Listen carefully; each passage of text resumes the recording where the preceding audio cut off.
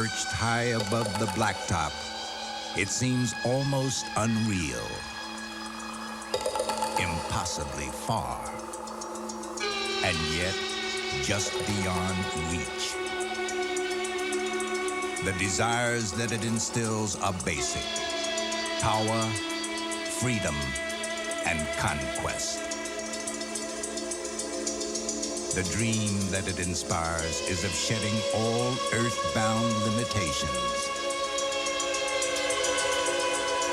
And it beckons to all who dare mount their assault.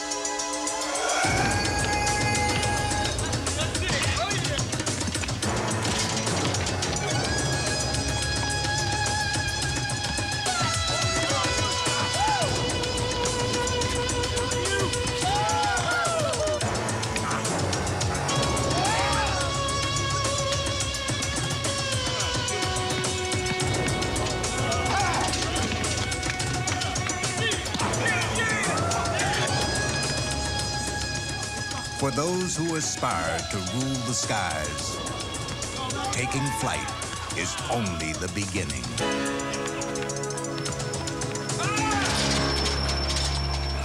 It's all about having supreme confidence, and not many guys have it.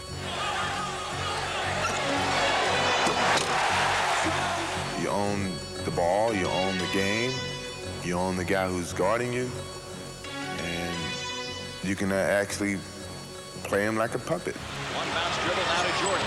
Michael in from the left side, jammed it right. You don't last in this league long by being timid or intimidated by the people you compete against. Get tough, X. Get tough. Don't let him push you. McDaniel with a facial. Saying, move over, buddy. You know, it's two of us here. Way rock the baby to sleep and slam dunk. Just like Tyson, when he walk in the ring, he walk in the ring to take you out. Make sure that one is not blocked. And then he stirs. These are people who can really just actually dunk on you, just don't care about you, your well-being. They would dunk in your face and just make you like it. NBA Entertainment presents the Super Slams of the NBA.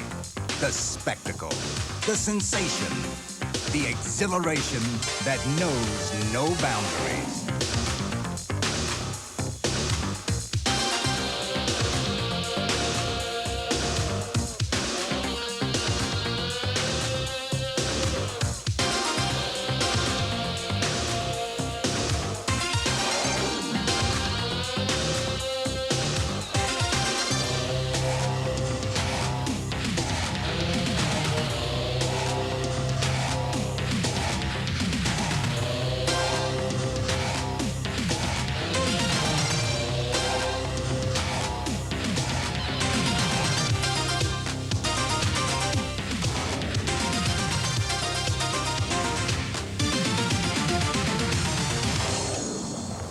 Man has always had lofty aspirations of leaving the earth behind, but only a select few can experience the unrestrained freedom of flight. People ask me, you really think you can fly? I said, yeah, for a little while. Come on, Jordan, fly. Here he goes! Get it out! For his fans and his peers alike, Jordan is a natural wonder to behold as he defies reason and gravity. Once you get up there, then you say, well, maybe I just hang up here for a while, you know, up in the air and just sit back. And then all of a sudden, well, maybe I'll 360. No, I'll change my mind. Maybe I'll go up under on the other side. And he's just incredible. When fellow hang glider Clyde Drexler takes to the air, he too conjures up images of flight and of grace that transcends sport.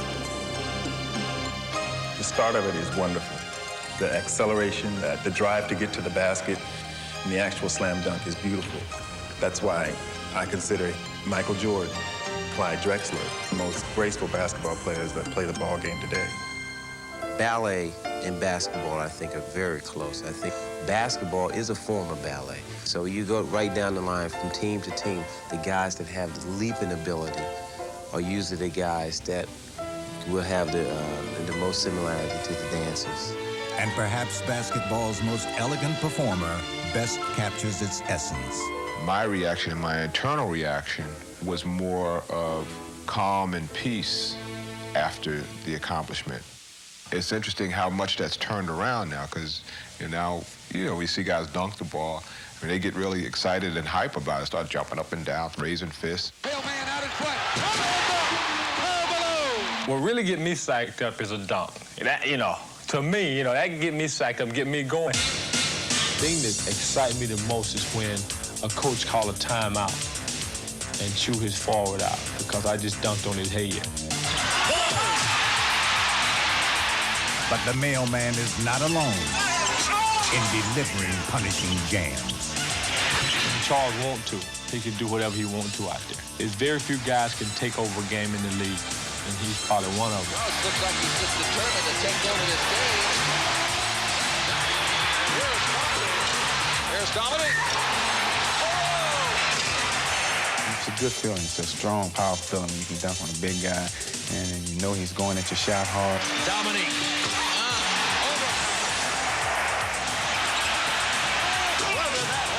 I think in my neighborhood, it was a physical thing. I think only the strong survive. Buckle up, slam dunk by McDaniel.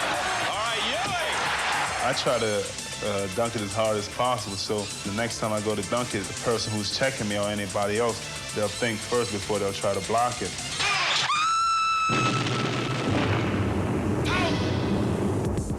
They are the explosive dunkers of the NBA, and they generate contagious excitement. Out! They've dropped off now. Out! Out! Dare you! Stolen, Lakia. 2-on-1. Harper to the hands. He drives. Win with the right hand. School's out. Here I come. But all demolition dunkers must pay final homage to the man they call Chocolate Thunder.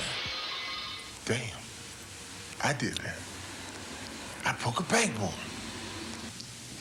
You looked around like, you believe what he just did?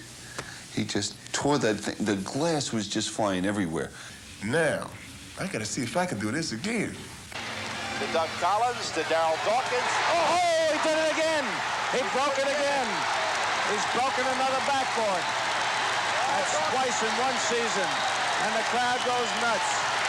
Oh, my.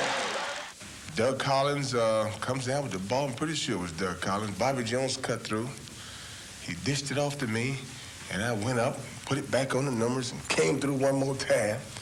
And it came down. Glass started falling. I started saying, yeah, dig it, yeah. But the commissioner stopped there real quick. Claiming to hail from the planet Lovetron, Dawkins often seemed to be the NBA's version of extraterrestrial life.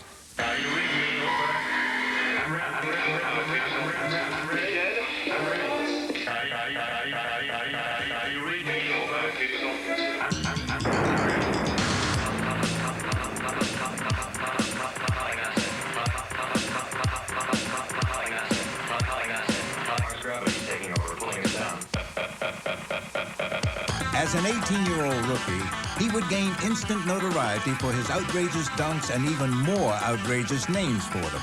So I get up one night and I dunk a good one. The backboard's still shaking. I'm like halfway back down the floor. And I look back down and it's still swinging. And people are like, so they said, what was that? I said, get out of the way and backboard swing, game delay. And if you ain't grooving, you best get moving. They said, what? So I said, hey, I'm getting a good response from this. I think I'll name them all. I had a turbo saxophonic delight dunk where I went up and swiveled the hips a little bit and kind of brought it across. Here's Dawkins posting on Donaldson. Look out! I had the rump roasted bun toast and cake shake and baby making thank you where ma'am I am jam dunk. Here's Dawkins. Oh, what a muscle move! And this time it's against Philadelphia. and I had the dunk called Your Mama, and that was for anybody who jumped in front of me while I was trying to dunk it. I'll just throw it right in on them and say, Your Mama. After 14 years as the NBA's clown prince of dunk, Dawkins would take his celebrated act across the ocean to Italy, where he received an enthusiastic reception from his new hometown fans.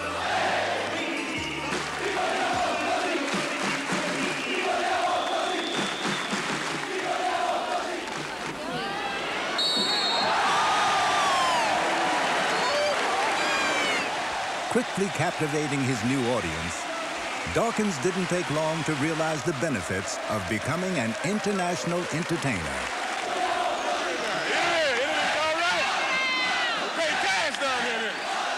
Though Darryl may be plying his trade overseas, the domestic dunk craze continues as even the most unlikely participants seem eager to get into the act.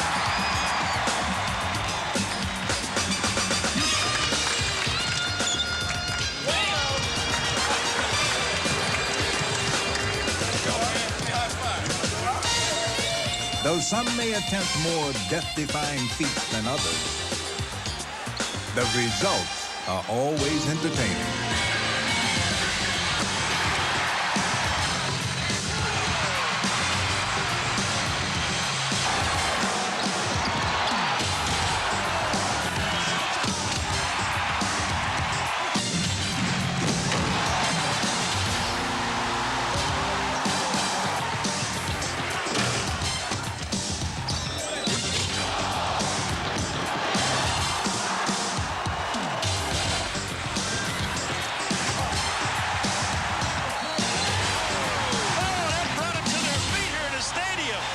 In the Foot Locker Slam Fest, athletes from other sports got the chance to showcase their high-wire acts. From Neon Deion Sanders, Hold on, folks, buckle up. to triple jumper Mike Conley, they all had their moment in the dunking spotlight. Big bounce.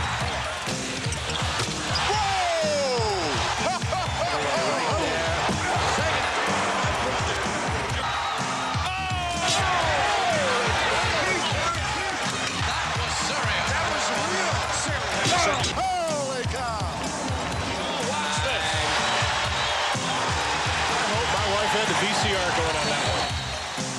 Are you ready to throw down? But Magic's Midsummer Night's Classic made it clear that even during the off-season, the NBA's Air Force rules the skies.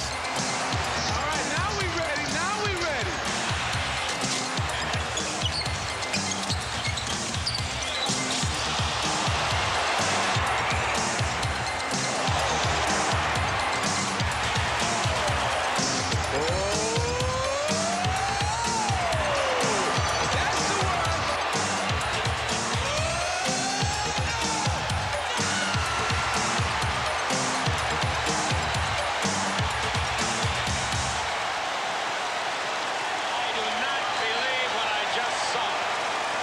Today, the dunking rage leaves no one untouched.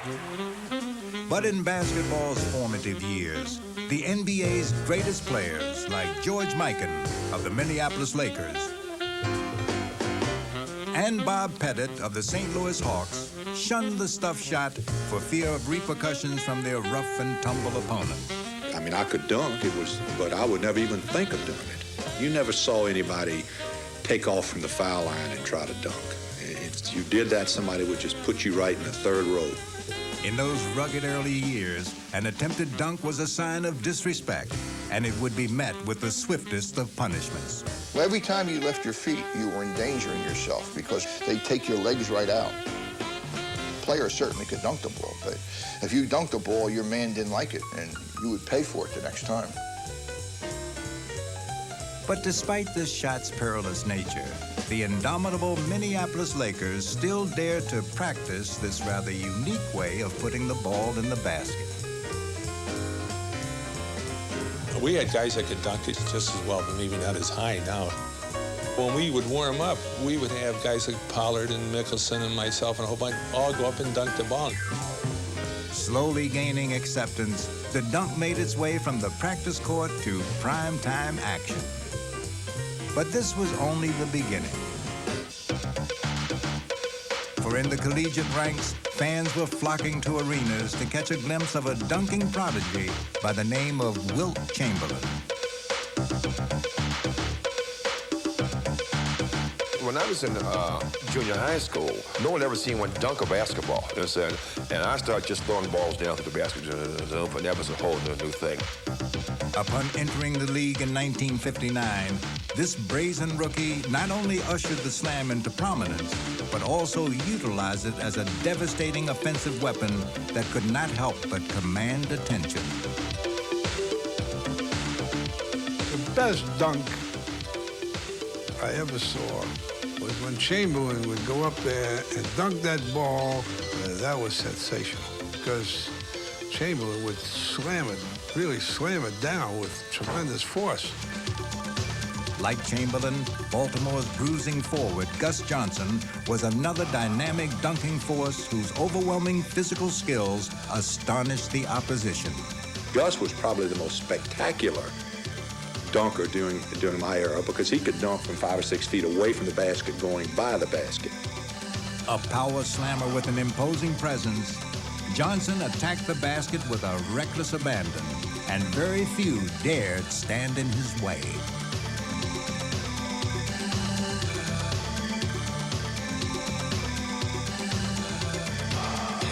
In contrast, high-flying Laker legend Elgin Baylor made his way to the basket less with force than finesse.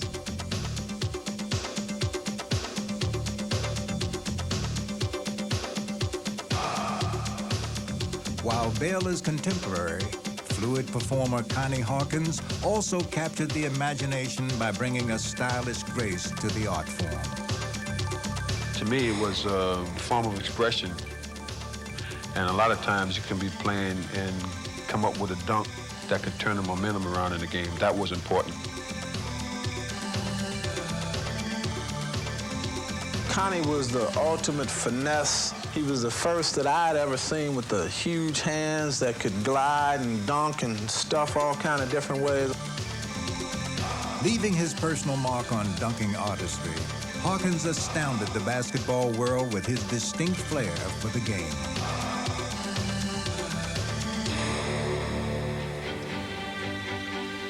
But though the art of dunking had begun to flourish, the NBA mainstream was still dominated by the traditional.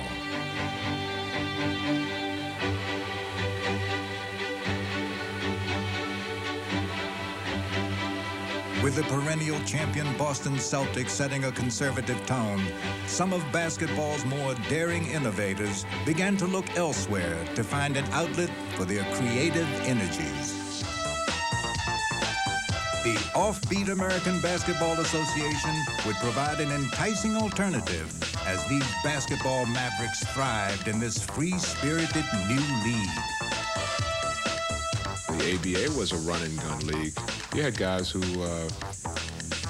liked to run, who liked to get out, and he got a chance to just go to the hoop and invented different ways to throw the ball down. The pace was fast and furious as new-look dunkers filled the airwaves.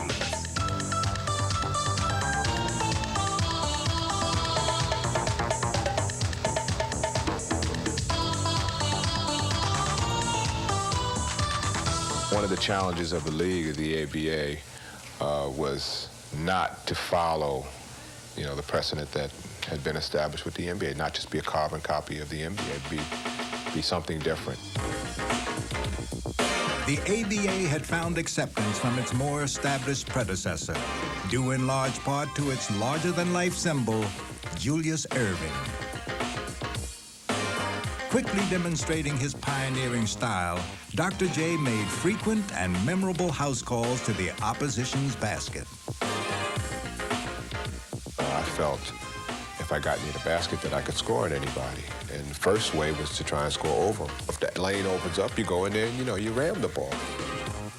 Irving's supremacy would be tested in 1976 when the acrobatic David Thompson vied for slam dunk preeminence in professional basketball's first dunk contest. Both men would leave the audience breathless, but in dramatic fashion, the good doctor would have the final word. It was really a showcase for the league. It probably still, from an emotional standpoint, was the best one that there's ever been. When the ABA was absorbed by the NBA, Dr. J faced yet another challenge. The pressures on Julius Erving and the impact he had on the NBA. Who is this Dr. J who wins these dunk contests and does all of these things? Joining the Philadelphia 76ers, Irving wasted no time in making his impact felt as he boldly announced his arrival, making the NBA Finals in his first year and doing it his way. 95% of the things that I did on the basketball court, I had done before. I really considered those routine plays, although I know they were beyond the boundaries that one would call fundamental. I mean, it was not a risky shot for me to go in and dunk the ball backward. Julius turns on the crowd. Immediately attracting a devoted following, Irving was embraced by even the worthiest of opponents. See, I didn't want him to make me look so bad, so when he dunked it, I'd catch him in the air. You know, for everybody can like say, ooh, he's a nice guy, not letting Doc drop. Bringing the art of slam dunking to new heights, Irving was now the game's most recognizable figure. When you went on this road with Julius, it was like traveling with a rock star. If Dr. J got to the open court and dunked a basketball, it didn't matter what the score was. Everybody in the stands felt that they got their money's worth. They saw the doctor. After an 8-year hiatus, Gatorade would resurrect the slam dunk contest in Denver. And once again, Dr. J was the main attraction. Number 6, captain of the Philadelphia 76ers, Julius the Doctor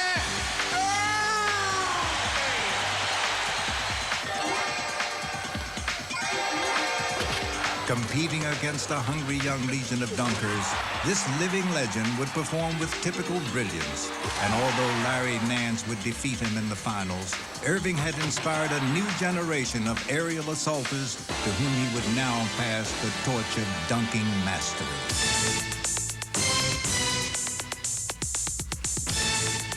I think it elevates any team when you have a guy who's exciting, he dunks and gets the crowd going, gets your teammates going, get the coach going. It's, I think, an inspirational type of move. When he exploded onto the scene in 1982, Dominique Wilkins was aptly nicknamed the human highlight film. And in playing to rave reviews, Atlanta's spectacular forward had the league's full attention. But Neek was not alone. Davis. Oh, what a follow. King to Woolridge. He may put the move on. Oh, left hand.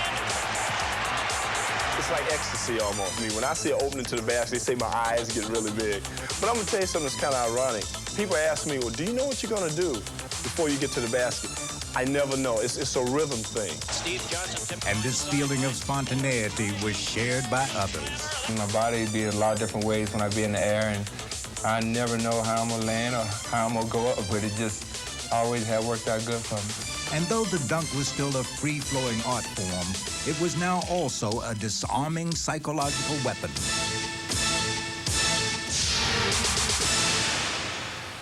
Dunking is such an overpowering way to score a basket. People can see a dunk, and that dunk would almost, although it only means 2 points, but it always seemed to be 6 points. Jordan to the floor, that's watch. Even as a rookie, Jordan's immense talent was apparent to all as he dazzled audiences and confounded his opponents with a vast array of show-stopping dunks. Back to Jordan. Jordan with a super move. It's like a big juice of energy, like somebody push your electricity button, and it gives you a lift, and it takes some away from the team. Also taking the NBA by storm in the mid-'80s was Philadelphia's one-man wrecking crew, Charles Barkley. Terrorizing the opposition en route to the basket, Barkley, too, sent a message with every thunderous jam.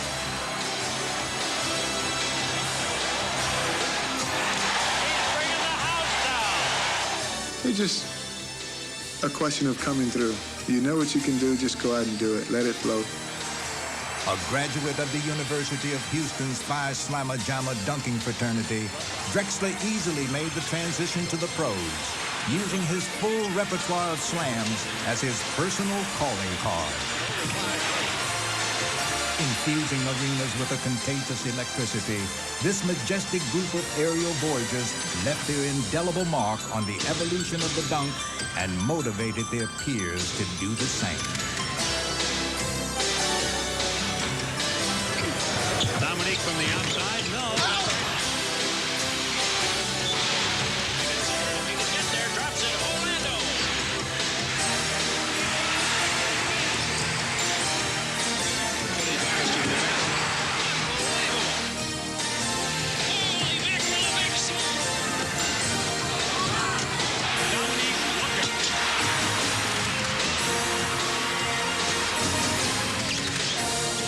But when it came time to bring contest-style dunks into game action, few could match the mid-air exploits of Dominique Wilkins.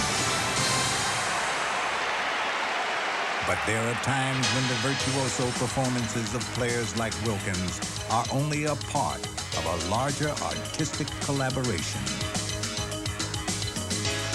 Jackson with the ball. Price the bounce down the middle, and Nance who rams it home, and he's out. When I hit the floor, I try to create for my other teammates. And I love to throw the alley-oop pass, and that's the most exciting play to me.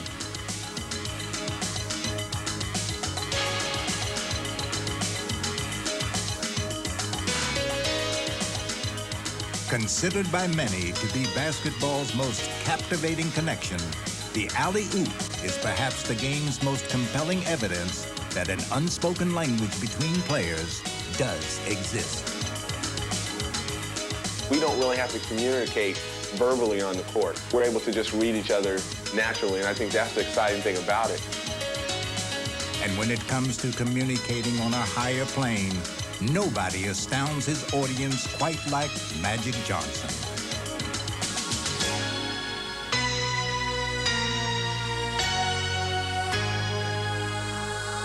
You definitely come to give them a show, if at all possible, while you're playing. While the magic show keeps you guessing, the finale never ceases to amaze. Rebound to Michael Cooper. The Magic. Magic underneath right side of the goal.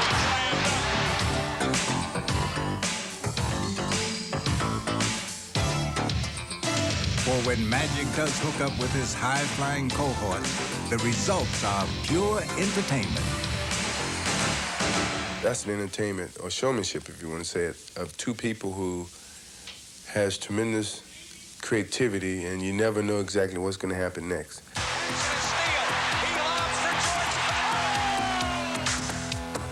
Jordan is a showman of a different kind, one who finishes brilliantly on the receiving end. But he is also equally adept at returning the favor, displaying an unselfishness that is the essence of teamwork. Sally, oh, what a play! What a play! Right into the arms of Cheeks. Doc fumbles inside to Barkley. What a show! What a show! For both the fans who watch it unfold and the players who execute to perfection, the fast break is a vivid illustration of team harmony. I definitely get most through out of a perfectly run fast break. If we have guys filling the lanes and somebody finishes off the play with authority, I think that's the most exciting for me. And fittingly, this hard-driving style of play is often punctuated by a dunk.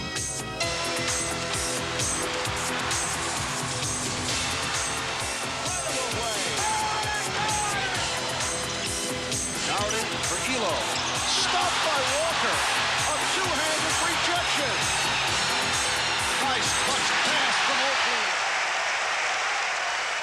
The NBA's devastating dunkers make putting the ball through the hoop look easy. But ever so quickly, the thin line between the dazzling and the dreadful can be crossed. And the most basic skills can turn into an exercise in humiliation. Not even the NBA's most imposing Goliaths are immune to the ultimate embarrassment of the missed dunk.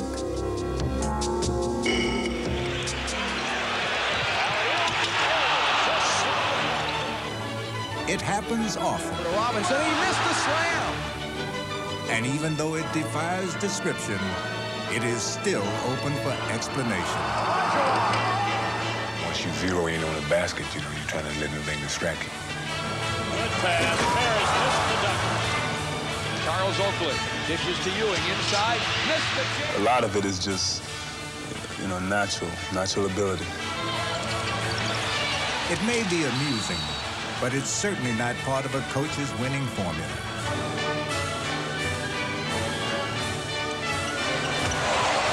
Slam dunk, and he blew it. And yet the muff stuff is an everyday part of the game that can't help but be taken lightly.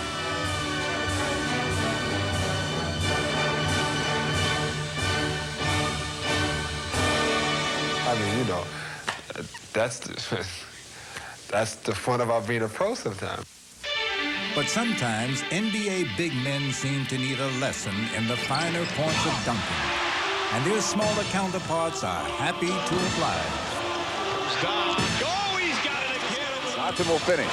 Spud gets it back. I think it's a good weapon for me. Athletes are bigger and better. So I try to use it as a good weapon in the open floor when I get to the basket.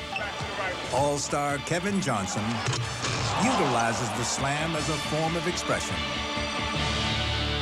This is a way that I can go out and express myself in an artistic manner. And it's very fun and exciting. Johnson, great stutter step move. Here's Kenny Smith. He's got it all alone. For whether it means dunking into the heart of a defense, racing away from the pack, or just throwing it down for fun, the NBA's diminutive dunkers are now recognized as prime-time jammers. I try to beat my man, get in traffic, and I'll try to dunk it or score any way I have to. Sometimes I have to be a little creative.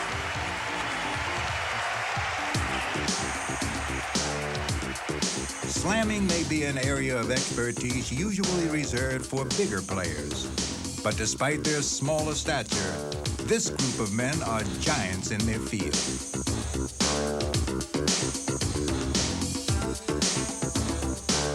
And none stand taller than 5'7" Spud Webb. You have to have a strong mental capacity to put up with a lot of stuff at a smaller size, but if you don't believe in yourself, no one else will. On one magical afternoon in 1986, Spud would dramatically display that belief in himself as he returned home to Dallas and turned the Gatorade Slam Dunk Contest into his personal showcase.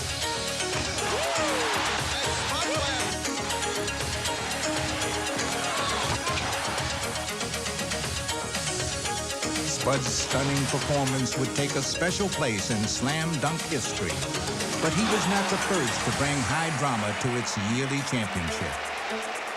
A year earlier, Dominique Wilkins and rookie Michael Jordan had faced off in one of the contest's most spectacular mid-air confrontations.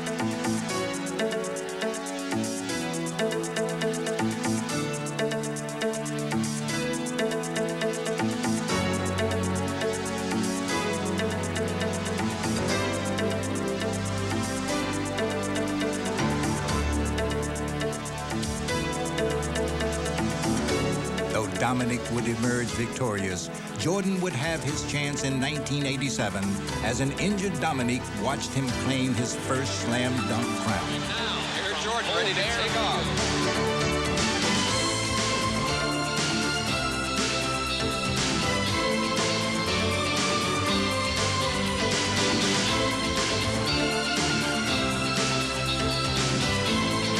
It's got to be just a little inside that free throw line.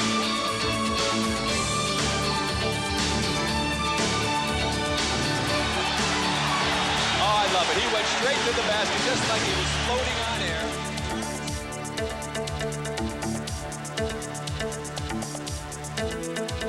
He goes in straight, goes up in the air. Now he's sideways. Look at the air. Look at the hang time. Look at the flying motion.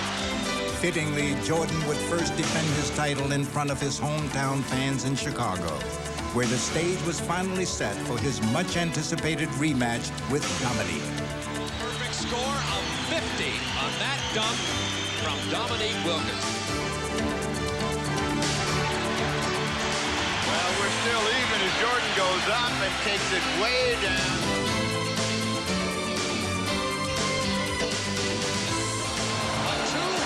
Windmill jam.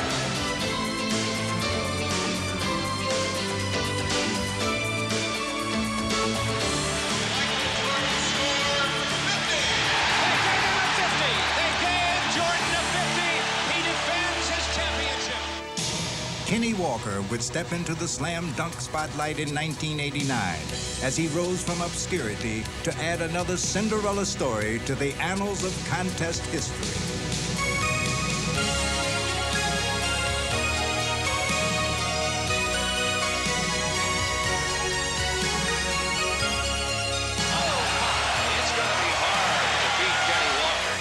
Skywalker's dramatic victory would pave the way for the emergence of a host of talented young dunk artists. Tosses to himself for the two-handed reverse jam.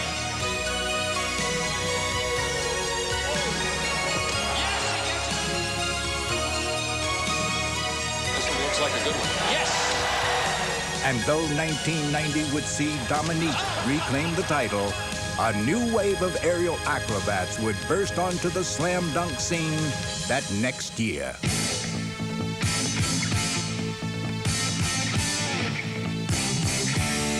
Coming in from another angle. That's big. That's one hand off the glass. See, that's a spectacular dunk. Here is Blue Edwards.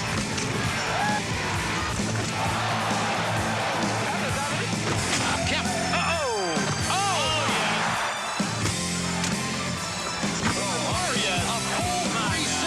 Gotta get up. Oh, yes.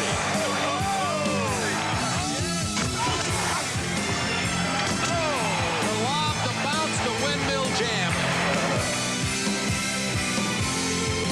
Lob and reverse jam.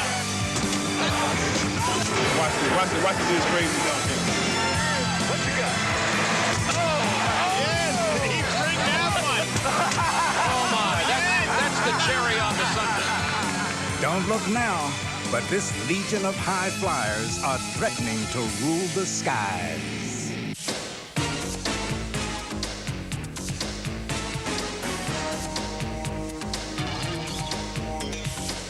You're gonna have to motivate yourself to stay with me because I'm kind of the new kid on the block. Intercepted by Kemp. Look out! Here we go! Freed over to Kemp. Here he comes! Oh, my! He can jump barrels. Here's Kemp. Oh, what a big dunk! And a fall. That was a miraculous dunk. Gives to Chapman. Dribble drive. Nice little slam dunk. That's a great play. Rex can jump. And Chapman goes in. Holds with Chapman on the alley-oop, and that is a career high.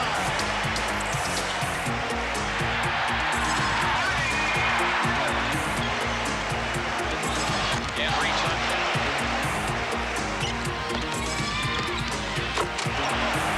On the drive, left of the lane to the rack.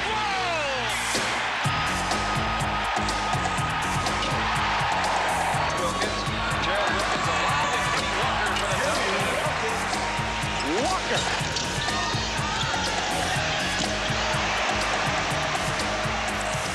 Talented new dunkers such as Blue Edwards aspire to take slamming to still greater heights.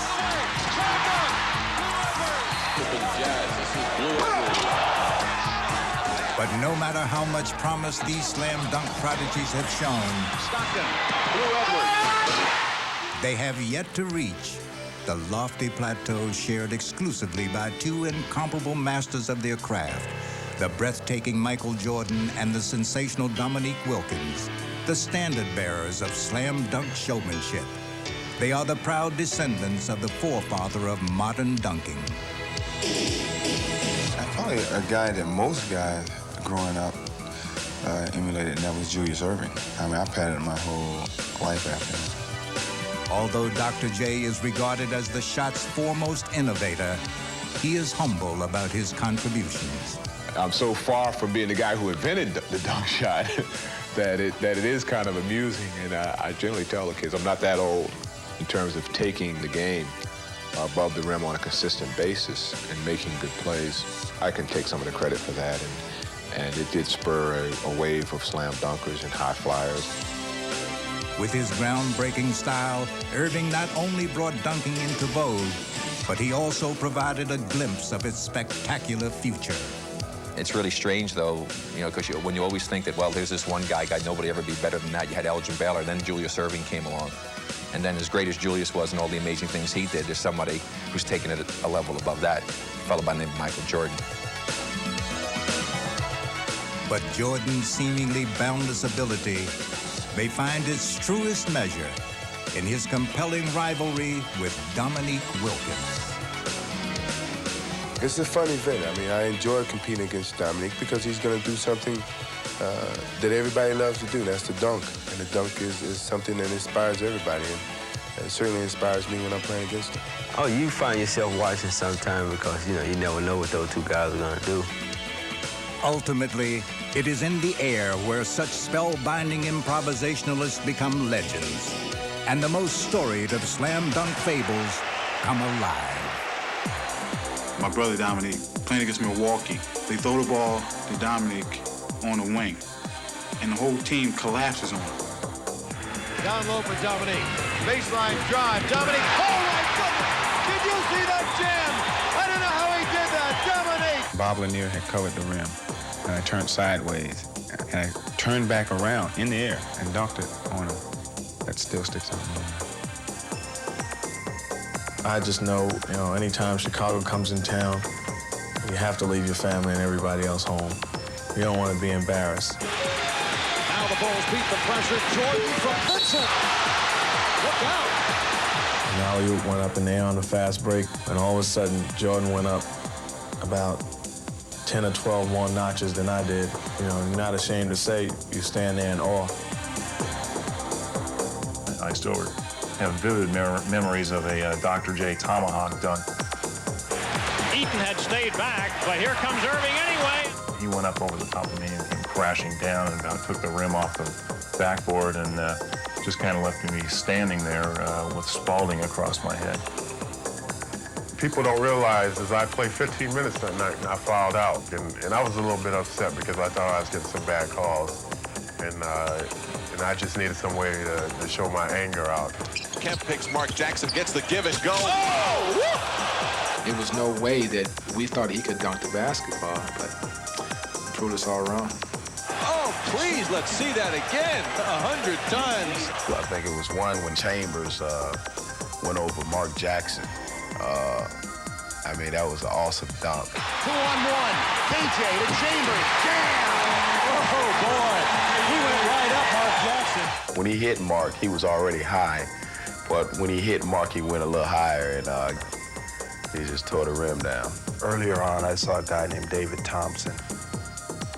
Somebody on his team took a shot, and the ball bounced so high off the rim.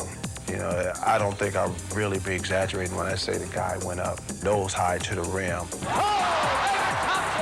Dominique, it's a tip jam.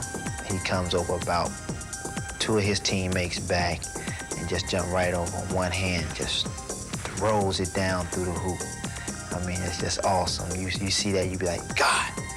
Dominique Wilkins, look out! I'll tell you a story that I think summed the whole thing up. We was playing Chicago in Salt Lake. They switched and put John Stockton on him. And he turned around and dunked on Stockton. So some guy got up and almost followed him down the sideline and said, hey, Jordan, pick on somebody your own size. So next time down the floor, he dunked on Mel Turpin. And went over and looked at the guy and said, was he big enough? My favorite dunk of all time would probably be the dunk that Dr. J had over Michael Cooper. Yes, he's got it. Here he comes. Way rock the baby to sleep and slam dunk. Dr. J just kind of like cuffed it and just glided to the basket. It was the most awesome dunk that I've seen in a basketball game.